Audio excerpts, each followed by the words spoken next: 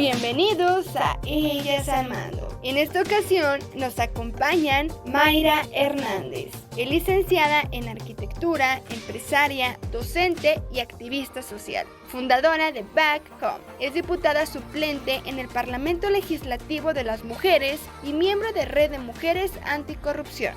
Giovanna Beltrán. Es licenciada en Administración y Negocios Internacionales con una maestría en Finanzas, cofundadora de Gentileza Consultores, donde dirige la división denominada Feminanciera, misma que está enfocada en finanzas personales con un enfoque de género. Asimismo, ha colaborado como directora de promoción, cooperación, vinculación y extensión en la Agencia de Sanidad ASICA y como coordinadora de innovación para la empresa Pfizer. Ellas al Mando. Hola, ¿qué tal? Qué gusto saludarles en un episodio más de Ellas al Mando. Estoy muy contenta porque el día de hoy vamos a hablar de un tema muy importante para todas las mujeres. Hablaremos de la independencia financiera, aliada o enemiga. Y para eso está con nosotros dos grandes financieras y compañeras que saben perfectamente el tema de la administración, de las finanzas. Y bueno, pues aquí nos van a platicar un poquito más acerca de ello. Ustedes ya vieron la presentación de cada una de nuestras invitadas, expertas en los temas, por supuesto, y para eso queremos darles la bienvenida, Mayra y Giovanna. ¿Cómo están? Muy bien, muchísimas gracias por la invitación y felices de estar aquí. Mayra, es un gusto tenerte de nuevo aquí con nosotros en Ellas al Mando, y Giovanna también darte la bienvenida, por supuesto, en Muchas este gracias. capítulo. Gracias, al contrario, gracias por la invitación, también muy contenta de estar en este espacio con ustedes. El día de hoy vamos a hablar de, pues ya lo decíamos, de la independencia financiera en las mujeres, un tema que a veces nos espanta o como que nos saca un poquito de nuestra zona de confort, pero yo creo que también tiene mucho que ver a veces la desinformación, el tema que en redes escuchamos una cosa, luego pues muchos mitos y realidades a lo mejor, y para eso queremos que ustedes nos digan mejor qué es la independencia financiera. ¿Por qué es importante? ¿Para qué sirve? No sé quién de las dos quiera comenzar. Pues creo que, hablando un poco también de la construcción social que tenemos como mundo y como país, muchas veces da miedo esa independencia por el tema que desgraciadamente hay muchos medios o también muchas personas que el tema de que las mujeres pues crezcamos un poquito más cuesta trabajo y es una realidad. Por más estudios, maestrías, doctoras, lo que quieran, cuesta trabajo a veces el ver a una mujer que está sobresaliendo. Y hablando también del tema, por ejemplo, de la brecha salarial, que la mujer gane más. O sea, todo esto creo que conlleva un poquito a que a veces ese miedo de dar el paso o de ser independientes cuesta trabajo.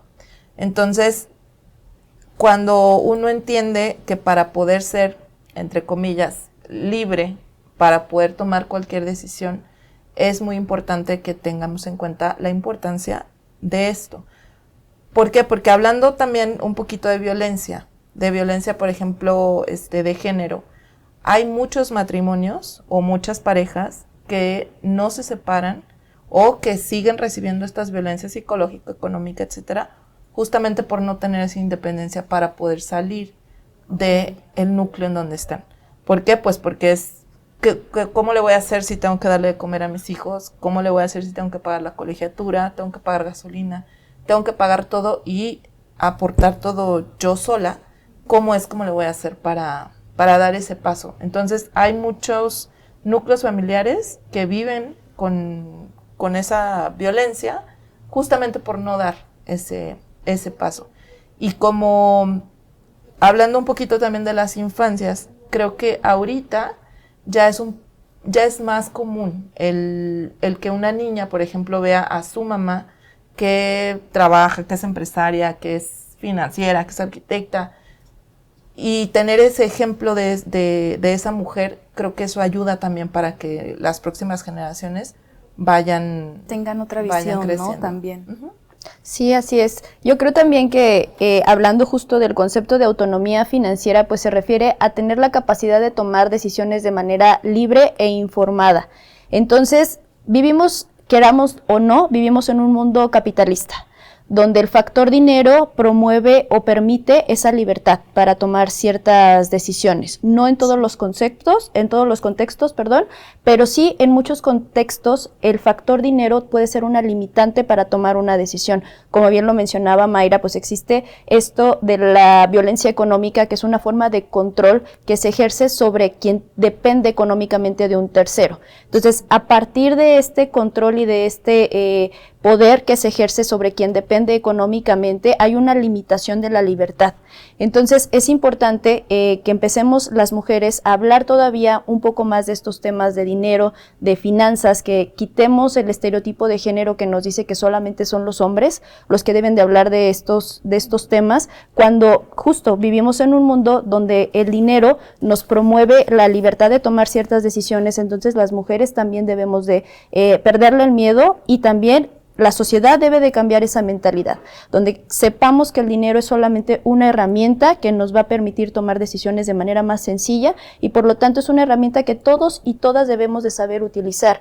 El dinero no sabe de género, entonces como una herramienta, ambos géneros tenemos que saberla utilizar. Ahora, ha habido un rezago histórico por parte de las mujeres por estos estereotipos de género, entonces siempre se le ha asignado la división sexual del trabajo, ha llevado a que los hombres sean quienes en la mayoría de los espacios ejerzan ese poder, ¿no? Y ejerzan ese tipo de decisiones financieras, pero es importante que tengamos este cambio de mentalidad colectiva, donde ahora también las mujeres comencemos a involucrarnos cada vez más, y una forma de hacerlo es a partir de la educación financiera, que nos ayude a tener esta seguridad para involucrarnos y para sentirnos con las bases suficientes para poder tomar decisiones de manera más firme.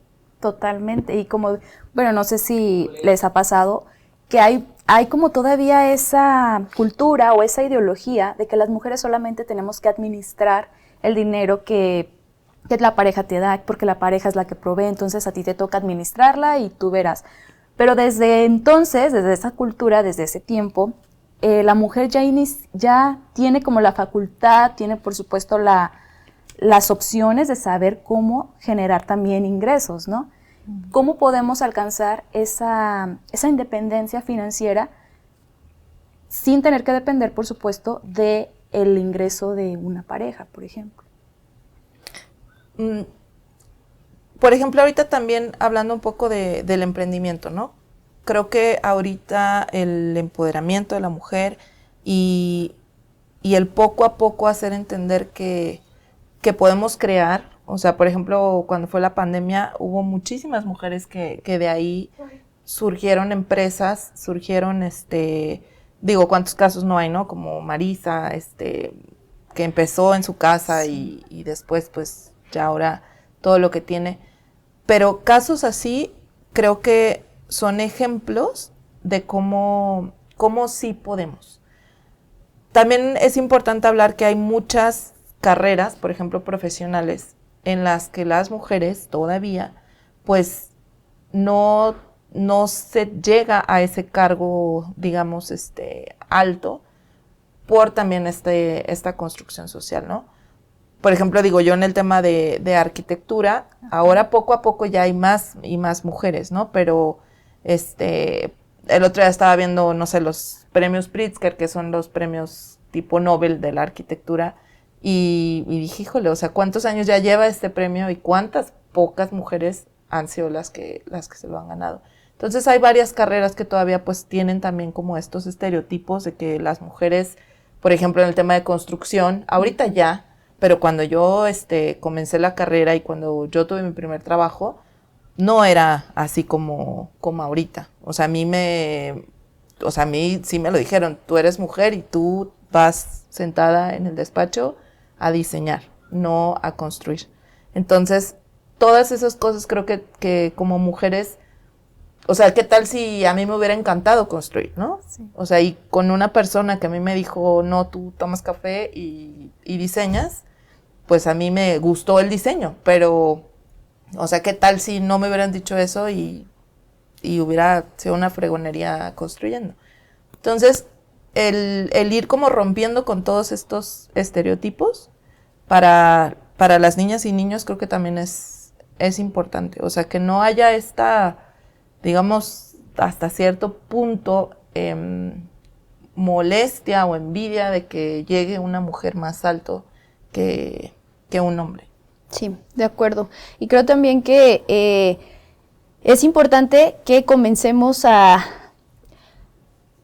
cuestionarnos de manera colectiva en estos estereotipos de género, pero sobre todo, hablando de nuevo del tema de la división sexual del trabajo, históricamente las mujeres hemos sido designadas a la esfera de lo privado, es decir, al cuidado de otros y al mantenimiento del hogar. Pero eso no quiere decir que sea incompatible con la independencia financiera. ¿A qué me refiero con esto? El hecho, más del 52% de las mujeres en México viven en una situación de dependencia económica. Entonces, sería ilusorio pensar que todas vamos a salir a tener un trabajo remunerado. ¿Por qué? Porque el trabajo que se realiza al interior de las casas es sumamente relevante para el desarrollo social colectivo. Entonces, ¿qué podemos hacer desde nuestras trincheras si estamos en esta situación de dependencia económica? Involucrarnos cada vez más y permitir el involucramiento de las mujeres en la toma de decisiones financieras, en la toma de decisiones económicas. ¿Por qué? Porque el trabajo que trae dinero a casa y el trabajo que se realiza en casa son igualmente importantes. Y por lo tanto, ese trabajo que se realiza al interior del hogar te merece un espacio en la mesa de toma de decisiones financieras y económicas, que eso permite que las decisiones sean en pro del bienestar de todos, no solamente en pro del bienestar de quien toma la decisión, que es por lo regular el que trae el dinero a la casa. Entonces, es bien importante que comencemos a ver el valor del trabajo no remunerado que se hace al interior de los hogares como una forma de que eso también te gana un espacio en la toma de decisiones financieras adentro del hogar. Ahora, también hablando de estos segmentación del trabajo, desafortunadamente, los trabajos que se encuentran feminizados, es decir, que hay una sobrerepresentación de las mujeres, hay una mayor cantidad de mujeres ejerciendo ese trabajo, tienden a tener un salario promedio menor. ¿A qué me refiero con esto? Por ejemplo, ¿qué es más probable que veamos en escuelas de preescolar? ¿Profesores o profesoras? Profesoras, ¿no? Profesoras. O, por ejemplo, en trabajos de asistencia, o sea, un asistente por lo regular tiende a ser una mujer. Entonces, estos trabajos en promedio tienden a tener un salario menor que aquellos que requieren una cualificación técnica similar, donde hay una sobrerepresentación de hombres. Entonces, todo esto, o sea, como lo hace una mujer, tendemos como sociedad a valorarlo menos. Entonces es importante, muchas veces creemos que esta lucha por la igualdad entre hombres y mujeres ya va muy avanzada. Cuando estudiamos la brecha en términos económicos, todavía nos queda muchísimo trabajo que hacer.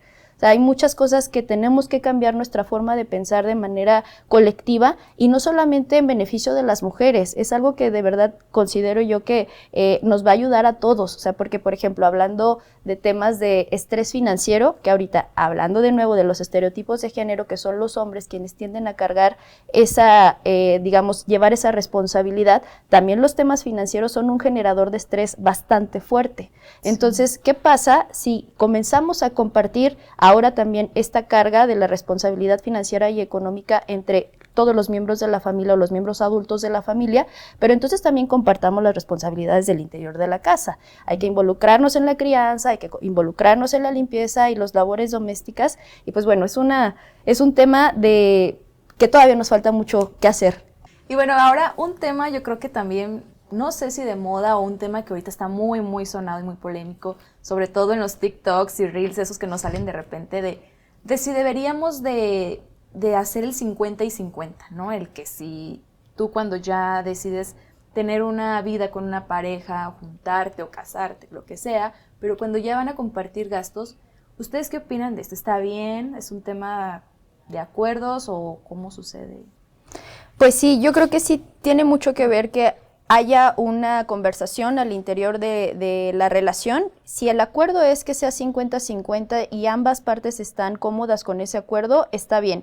Sin embargo, yo sí les recomiendo que que sean más honestos al momento de tener esta conversación. Lo más probable, estadísticamente, es que la mujer tenga un ingreso promedio menor. Entonces, si el hombre está ganando, supongamos, 10,000 y la mujer 5,000, es muy injusta esta situación de 50-50. O sea, ¿en qué proporción podemos aportar de tal forma en que ambos podamos vernos beneficiados de esa negociación. O sea, si yo gano 5 y tú ganas 10, pues a lo mejor en esa misma proporción va a ser la aportación a los gastos. Porque si me esfuerzo yo que gano 5 en aportar el mismo porcentaje, la misma cantidad que tú, probablemente voy a salir perjudicada en términos de que el ahorro que yo voy a poder tener o mis metas financieras personales las voy a alcanzar con mayor... con más dificultad que tú que tienes un ingreso más alto. Entonces, este 50 y 50 sería justo en la medida en la que ambos tengan un ingreso similar. Si no están en esa situación, yo la recomendación que les haría es procuren que sea en proporción a sus ingresos, para que ambos se vean pues beneficiados en esta negociación. Y en estos casos aplica también antes de, ¿no? O sea, antes de vivir ya en una relación o en pareja, ¿se tienen que hacer estas pláticas, o sea, estas dichosas pláticas incómodas? O... Sí, yo creo o sea, que sí determina un paso a saber si sí quieres o no quieres vivir con la pareja. Es que como ha sido un tabú muy grande durante mucho tiempo, porque sí es cierto esto que decías, ¿no? De eso no se habla, o del dinero no se habla, es como que nos quedamos con esa parte. Y esa plática incómoda que creo yo que no debería ser incómoda, porque pues es vivir con una persona en equipo, ¿no? Entonces, esto que decía del porcentaje en proporción es bien importante, porque, por ejemplo, no se puede llegar a decir tú pagas la renta y yo pago las colegiaturas. ¿Por qué? Pues porque tal vez el hombre está ganando más y tal vez la renta sea un porcentaje de un 30 y para la mujer sea un 100. Y algo que también estábamos ahorita comentando, ¿no? La mayoría de las veces las mujeres ponemos el 100% al hogar, a la crianza, a las salidas, a la ropa, a todo. Y dejamos a un lado también este tema de las metas personales. Sí. Y dejamos todo para poder cubrir el 100% en casa. Entonces, aquí que sí creo yo que es este tema de que como mujeres hemos pues crecido con esta construcción social de que nosotros tenemos que andar cuidando a todo mundo, es pues sí, o sea, aportar y aportar y aportar y aportar y empezar también a romper con eso, ¿no? De no dejarnos al último a nosotras, sino pues igual que todos o también dejar como esta parte que decía Giovanna, el dejar una parte de este presupuesto o lo que sea, también para nuestro autocuidado. Totalmente, ¿no? No significa que solamente es dar, pues háblese de una familia, solamente la familia, y lo personal, como decía, las metas de ahorro. O sea, hablar precisamente de cuáles son las metas como familia, como pareja, pero también cuáles son las metas personales, ¿no? A qué quiero llegar, qué quiero hacer, qué quiero comprar. Y cómo sería una administración saludable en tema de parejas. Vamos a decir, sí, los gastos de alimentación, de escuela, ahorita decías también en temas de salud, por ejemplo, que hay que tener un colchoncito. Ese colchoncito, ¿cuánto se le tiene que aportar o qué es lo recomendable? Pues son varios temas. Primero, hablando, por ejemplo, de un fondo de ahorro para emergencias, que eso se recomienda que sea alrededor de entre 3 hasta 6 meses de los gastos totales, que lo que tenemos que tener ahí bajo el colchón, siempre disponible, líquido, dinero que en el momento en el que lo necesites puedas disponer de ese dinero. Eso digamos, es la recomendación general. Tendrá mucho que ver con las necesidades específicas de cada familia o de cada individuo, de cuánto tenga que ser ese fondo de ahorro para emergencias. Pero el objetivo es que en cualquier, digamos, situación financiera que esté fuera de control, pues ese sea el salvavidas, ¿no? Ahora, por ejemplo, hablando de independencia financiera específicamente para las mujeres que viven en un contexto de dependencia económica, yo siempre les digo, de lo que ustedes tengan para administrar del hogar, designen un pedacito de eso a ese fondo de ahorro para emergencias, porque luego, justo hablando de contextos de violencia doméstica, donde la situación se vuelve muy complicada y tomar la decisión de salir de ese contexto se vuelve todavía más complicada por el tema de la dependencia económica, ese fondo de emergencias puede hacer la diferencia. Entonces, siempre hay que guardar un poquito del dinero que tengamos disponible para cualquier emergencia, que no necesariamente solamente quedarte sin trabajo, es vivir una situación de violencia económica, por ejemplo. Entonces, siempre hay que contar con ese respaldo financiero que nos permita tomar decisiones de manera más libre.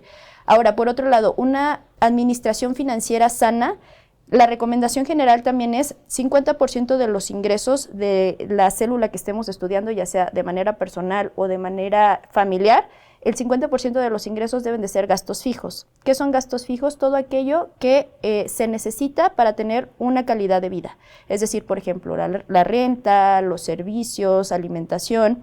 Después, el 20% al ahorro. Siempre tenemos que ahorrar. De hecho, va primero el 20% del ahorro y luego el 50% de los gastos fijos.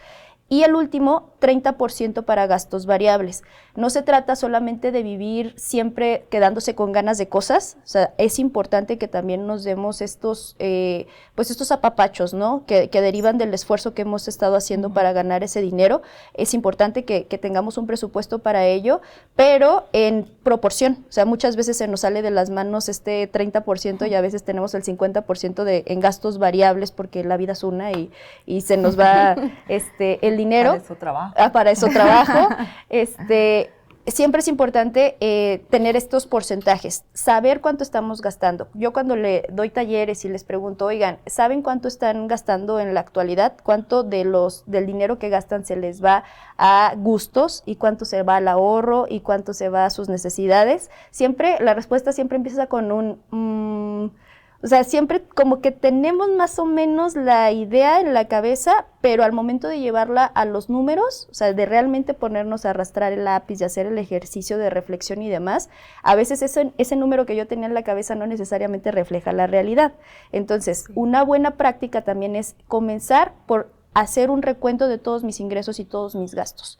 Sentarme a hacer un ejercicio de reflexión y ahora sí, acordarme de todo lo que tengo de ingresos y a partir de ese momento comenzar a anotar los gastos. Partir de dónde estoy ahora para ver, ahora sí, construir con base en esto un presupuesto.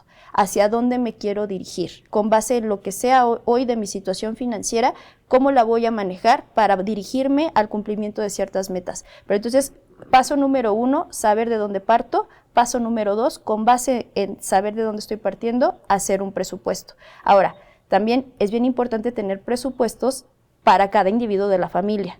Sí, porque muchas veces se hace un presupuesto familiar, pero ese presupuesto familiar no observa las necesidades de cada individuo. Y entonces se nos olvida que el niño tiene... La clase de fútbol.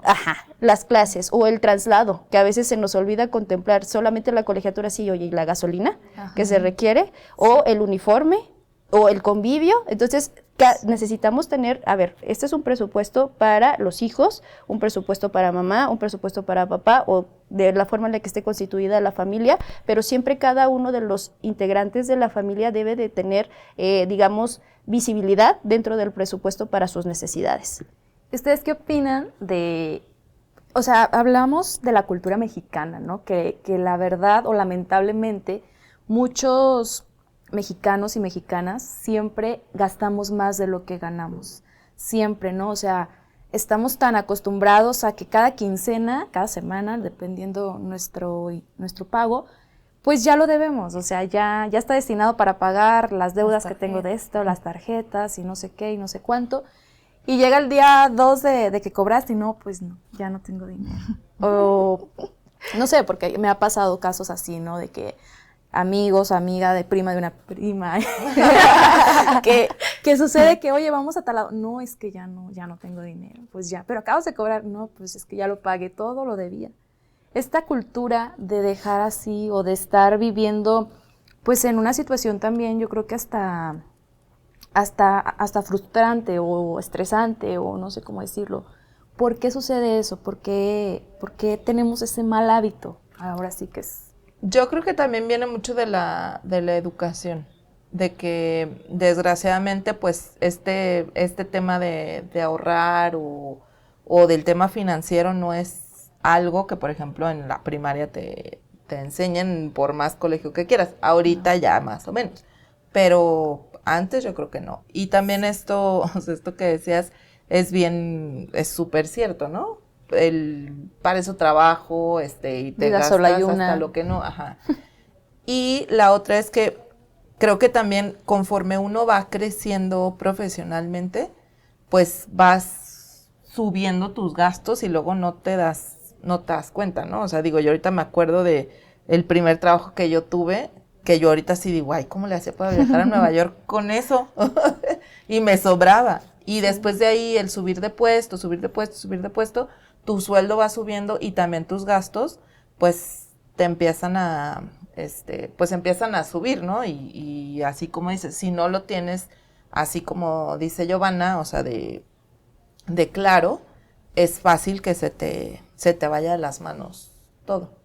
Y ahora con esta facilidad también de las empresas, porque creo que también influye mucho el que sin intereses, que compras sin intereses, que intereses pequeñitos, y se hace muy fácil a quien sea decir, ok, voy a comprarme esto y pues ya, lo voy pagando, pero todo el año estás pagando, todo el año, y en fin, nunca puedes tener ese ahorro, nunca puedes tener ese colchón ni nada, y no hiciste nada ya durante todo el año, que muchas veces es uno de los propósitos también de año nuevo, no, este año sí voy a ahorrar, este año sí me voy a comprar esto, pero llega a mitad de año y la verdad es que no hay ni siquiera nada de lo que se prometió o lo que se propuso. Sí, de acuerdo. Yo creo que justo es un tema de educación. No solamente es una educación formal, sino también una educación al interior de los hogares. O sea, como lo hablábamos hace ratito, no se suele hablar de temas de dinero al interior de los hogares o incluso en contextos de amigos.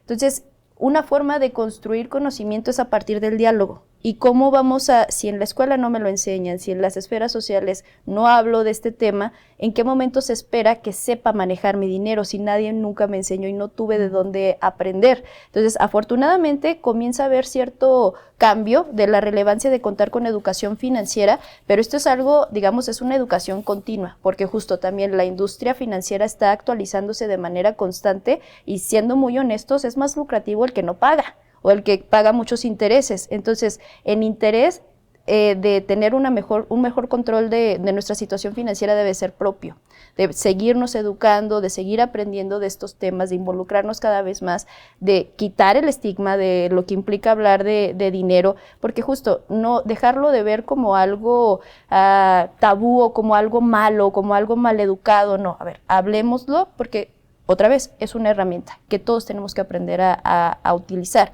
Y es solamente un factor que puede, digamos, determinar, o es un factor que puede llegar a determinar si se realiza o si se toma una decisión o no, que a todos nos interesa poder contar con ese factor cubierto para poder tomar decisiones. Entonces, sí es bien importante que comencemos a educarnos de manera colectiva en temas de hablar de dinero. Y que, como decías, desde la infancia, que pues exista, bueno, yo me acuerdo cuando estaba chiquita, mi mamá, mi papá nos compraron una alcancía a todos mis hermanos. Ahí está su alcancía y nos daba el domingo los gastos, o lo que nos tocaba para gastar, y échenle. O sea, sí les voy a dar, pero échale algo para que cada semana, cada mes tengas un ahorradito. ¿Pero para qué? Pues no sabemos, pero tú tienes ahí ya tu ahorro, tu dinero, ¿no? Y creo que esa cultura de las casas o de la familia sí está padre de que se fomente, como bien lo dices, desde el hogar, esa educación financiera. A lo mejor cuando estás niño no entiendes, dices, ay, pues ¿para qué? O sea, yo me lo quiero gastar, yo quiero. Pero cuando creces con esa mentalidad, sí te cambia el chip, ¿no? De que cuando ya tú recibas tu propio dinero, vas a saber, una, lo que te cuesta ganarlo, sí, por supuesto, y dos, pues que es valioso y que lo tenemos que cuidar de una forma u otra. Y ahorita, bueno, se me vino a la mente también, creo que ya hay más posibilidades para las mujeres también, el emprendimiento, empresas como la tuya, Mayra, en la que también generas empleos, en la que también ya se abren espacios a mujeres para que puedan pues generar sus propios ingresos, y eso está padrísimo porque eso te abre las puertas y eso abre pues más, que siga habiendo más o crezca la independencia financiera, ¿no? Entonces, yo quisiera saber si hay también empresas o hay lugares en los que se dé ese apoyo o se dé esa capacitación para una como mujer decir, ok, ya tengo este negocio, ya tengo este trabajo, pero ahora ¿cómo me administro? ¿Cómo cuido mi dinero? ¿Existen esos espacios? Pues, por ejemplo, digo, hablando también un poquito de la violencia y del trabajo que cuesta salir muchas veces de estos círculos de violencia justamente por el tema económico, el empezar a visibilizar estos pues cursos, talleres, etcétera, uno para emprender, dos para que se sepa administrar, es muy, muy importante. Y en las empresas tal cual, creo que todavía falta muchísimo que entren empresas como la de Giovanna, porque no es algo que lo estén viendo como algo necesario, digamos. Poco a poco sí, pero creo que sí hace falta mucho el visibilizar lo importante que es esto, porque esto que decías del colchón, para mí, o sea, sí es algo muy importante, porque aquí, ojo, por más casa en donde quieras tener camionetón, lo que sea, muchas veces esa violencia económica existe y no se tiene un dinero ahí para decir, ¿sabes qué? Me están golpeando o hay violencia psicológica y me tengo que salir con mis hijos y no tengo ni un peso, entonces ahí te quedas. Entonces sí es bien importante el hablar de esto. ¿Y cómo es la función, por ejemplo, de la empresa tuya, Giovanna, en la que asesoran, pero cómo puede acercarse una mujer a la empresa y decir ayuda o cómo se maneja? Mira, la verdad es que para nosotros es una labor bien complicada, bien compleja, o sea, representa un reto muy grande que nos gusta, por eso lo seguimos haciendo, pero por ejemplo, una forma en la que podemos llegar a estas mujeres que tienen interés por aprender de temas financieros, hasta ahorita una de las formas más comunes ha sido a través de asociaciones civiles que apoyan a grupos de mujeres emprendedoras y que buscan una capacitación en materia de finanzas y de administración y contabilidad. Entonces nosotras entramos y buscamos darles esas capacitaciones y demás, pero la verdad es que la complejidad viene en que vemos que hay mucha necesidad y digamos, esto también implica para nosotros una serie de esfuerzos y de recursos que nos encantaría poder tener para poderles darles atención a todas. En el mejor de los casos hay mujeres que llegan con intención y con recursos para poder autocapacitarse, pero la verdad es que la necesidad es muy amplia y entonces ahí la necesidad de que, por ejemplo, intervengan empresas que quieran capacitar a las mujeres. Afortunadamente, para nosotras cada vez se van abriendo más estos espacios. Falta mucho por hacer, como bien lo mencionaba Mayra, y algo curioso, desafortunadamente, en mi experiencia, quienes más están interesados en, por ejemplo, estos temas de finanzas y autonomía con perspectiva de género son empresas extranjeras. Entonces, ojo, empresas mexicanas, hay mucho trabajo que hacer todavía ahí. Es algo que al final del día es ganar, porque tener empleadas que sepan administrar mejor sus recursos también es empleadas que probablemente van a estar más satisfechas con el ingreso que están percibiendo porque saben cómo administrarse mejor. Entonces, hay mucho trabajo que hacer, se pueden acercar a nosotros de manera directa, sin embargo, yo sí quiero invitar a las empresas, a los gobiernos también, que tienen más recursos para apoyar a estas mujeres que tienen la necesidad de seguir aprendiendo de estos temas, a que nos busquen y podamos colaborar para poder ayudar y promover más la autonomía financiera de las mujeres. Perfecto, pues ahí está también la invitación, por supuesto, y además de que pues ya hay muchos recursos, ¿no? Ya hay recursos a lo mejor antes, hace 10 años, hace 20 años, que no había lo suficiente. Ahorita las redes sociales sí son importantes para difundir estas asociaciones, estas empresas, los cursos, los diplomados, las capacitaciones. Entonces, pues yo creo que herramientas hay, solamente hay que tomarlas, hay que pues buscar las opciones. Y bueno, pues hemos llegado ya casi a la parte final de este episodio, pero tengo una dinámica que hacerles, si están de acuerdo. Una dinámica muy fácil en la cual les voy a compartir, están unos pintarrones y les voy a compartir los marcadores. Gracias. Se va a tratar de mitos y realidades. Ustedes van a decir sí o no, o realidad o no. Yo les digo lo que se dice y ya ustedes me contestan si sí o no es verdad. Bueno, el mito número 1 que existe: la educación financiera es complicada y difícil de entender. ¿Ustedes qué dicen? Y muestran su pintarón a las cámaras. Un chiquito, pero sí. Sí, es mito. Pues ya escuchamos también ustedes su explicación, por supuesto. Y mito número 2, ¿las finanzas personales son para personas que estudiaron finanzas o economía?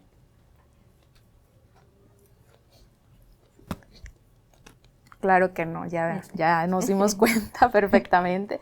El mito número 3, ¿las finanzas personales no tienen sentimientos?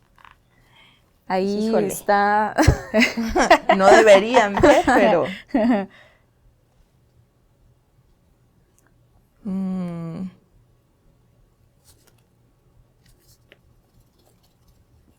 Qué difícil. Está difícil, sí. Más o menos. Más o menos, ok. No, pero pues sí salen los sentimientos. Sí, yo creo que las finanzas personales, o sea, las finanzas en general son frías. Los números no te van a mentir. O debes y estás en deuda o tienes utilidad. Pero evidentemente la complejidad está en el manejo de las emociones y en el cambio de hábitos. Entonces es manejar ambas partes. Sí, incluso hasta nuestras creencias, ¿no? De infancia, todo nuestro... Pues de ahí parte mucho cómo administramos el dinero, Sí. cómo... Ahora sí, el amor o el odio al dinero, ¿no? Sí. Que muchas veces es bien complicado. Que dicen, sana tu vida, sana tu relación con el dinero, pero es un tema profundo y sí tiene que ver de las emociones. Bueno, el mito número 4 dice, ¿no puedo ser financieramente responsable y tener una vida social? ¿No puedo ser financieramente responsable y tener una vida social? No, eso es mito, ¿no? Sí. Totalmente. Falso. Y por último, ¿no puedo comenzar a ahorrar hasta que me suban el sueldo? No. Ese es el pretexto. Esa es excusa. Puro Sí. pretexto, ¿no? De que, no, pues es que gano bien poquito, ¿cómo voy a ahorrar? No. De hecho, hay que ahorrar antes de gastar. Sí, pues sí, ahí hay que, como decías, examinarnos, hacernos Sí. nuestro propio, ¿cómo dicen? Como nuestro, no sé cuál sea el término, pues Autoanálisis. correcto, pero un autoanálisis de, a ver, lo que estoy, anotar, ¿no? Ujú. Anotar mi listita de lo que voy a gastar este mes o esta quincena y lo que voy a ahorrar. Sí. Sí, hay que ser nuestra propia empresa, nuestra propia auditoría. Sí. ¿no? Sí, es que cuando uno se fija en exactamente todo lo que se gasta, y digo, más como familia, pues, sí. digo, yo con mis 2 hijos, esos gastos que dices, ¿no? O sea, si vas a un cumpleaños, pues es comprar el regalo, es el estacionamiento de la plaza, o sea, es el refresco, como estos reels que luego sales con tu hijo y empiezan a salir de dinero, Sí. pues sí, y cuando uno junta los tickets, digo, ahora en estos casos de las pensiones alimenticias, y ves todo lo que se gasta, o sea, sí es Sí, es complicado. es mucho. Muy complejo. Sí, Bueno. y yo creo que también el tema de la complejidad de la educación financiera no necesariamente está en los conceptos. Muchas veces que los conceptos tengan un impacto en tu vida tiene más que ver con el cambio de hábitos. Sí, o sea, por ejemplo, este tema de anotar todo es un hábito que no todos tenemos. Entonces, ya cuando empiezas a anotar, ya es como, tienes con qué darte cuenta de la situación actual. O, por ejemplo, el ahorro. No es que sea algo ilusorio, o sea, todo el mundo sabe que tenemos que ahorrar. Sí, llévalo a la práctica. Entonces, la complejidad está más bien en estar dispuestas a hacer cambios. Totalmente. Ahí está, pues ese es el mensaje de nuestras invitadas y a quienes agradezco muchísimo todo lo que nos han compartido. La verdad es que yo creo que a todas nos queda un gran aprendizaje, una gran tarea también para llevarnos, porque sí, hay que reflexionar y hay que hacer este análisis si realmente lo estamos haciendo bien. Y si no, pues estamos a tiempo. Como bien dicen, el mejor día para ahorrar es ayer, pero el segundo día es hoy, así que ahí está el mensaje para todas y todos también, por supuesto. Gracias por habernos acompañado, Giovanna y Mayra. Estaremos aquí nosotros en un episodio más, por supuesto, con ustedes. Y bueno, pues ahí los esperamos a través de nuestra plataforma de Spotify. Pueden escuchar este podcast también por Facebook, YouTube. Ahí encontrarán el link y por el 17.3 de Televisión Abierta, por supuesto. Gracias a todas y a todos ustedes que nos acompañaron y nos vemos en un episodio más.